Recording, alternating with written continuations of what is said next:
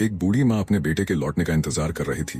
दीवार पर लगी घड़ी की सुइयां रात के 10 बजा रही थीं, लेकिन दरवाजा अभी तक नहीं खुला था।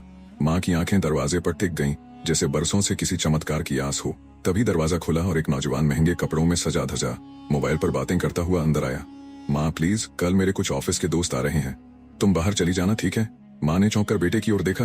बेटा, लेकिन क्यों? बस माँ, तुम समझा करो, लोग अजीब अजीब सवाल करेंगे, तुम्हारा चेहरा देखकर हंसेंगे, मुझे अच्छा नहीं लगेगा। माँ के होठों पर हल्की मुस्कान आई, लेकिन आंखों में नमी थी। बिना कुछ कहे उसने हामी भर दी। बेटे को एहसास भी नहीं था कि वह क्या कह रहा है। अगले दिन जब बेटे के दोस्त घर आए, माँ घर से बाहर चली गई। वह पास के मंदिर में बैठी रही, भगवान की मूर्ति को निहारती रही, भगवान की मूर्ति को निहारती रही। उसे नहीं पता था कि भगवान से क्या मांगना है, अपने बेटे के लिए समझदारी या अपने लिए अपनापन। कुछ दिनों बाद एक बुजुर्ग व्यक्ति बेटे के ऑफिस के बाहर खड़ा था। उसके चेहरे पर झुर्रियां थीं, लेकिन आंखों में चमक थी। बेटा, तू अपनी माँ से इतना दूर क्यों हो गया? आप कौन है? बेटे ने अचरज से पूछा।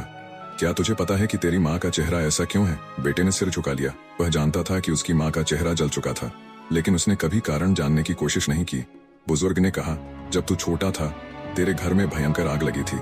सब लोग डर कर भाग गए, लेकिन तेरी माँ जलते हुए घर में कूद पड़ी, सिर्फ तुझे बचाने के लिए। बेटे की आंखों में पानी आ गया। उसे अपने हर वो शब्द याद आ रहे थे जो उसने माँ के लिए कहे थे। वह दौड़कर घर पहुंचा। माँ रसोई में बैठी चुपचाप खाना बना रही थी। बेटे ने उनके पैरों में गिरकर कहा, माँ मुझे माफ कर दो, मैंने आपको कभी समझा ही नहीं। माँ ने मुस्कुराकर बेटे का सिर सहलाया। बेटा, माँ कभी अपने बच्चे से नाराज नहीं होती। उस दिन बेटे को एहसास हुआ कि दुनिया चाहे कितनी भी आगे बढ़ जाए, लेकिन माँ की ममता से बड़ा कोई रिश्ता नहीं होता। आपको कहानी अच्छी लगी?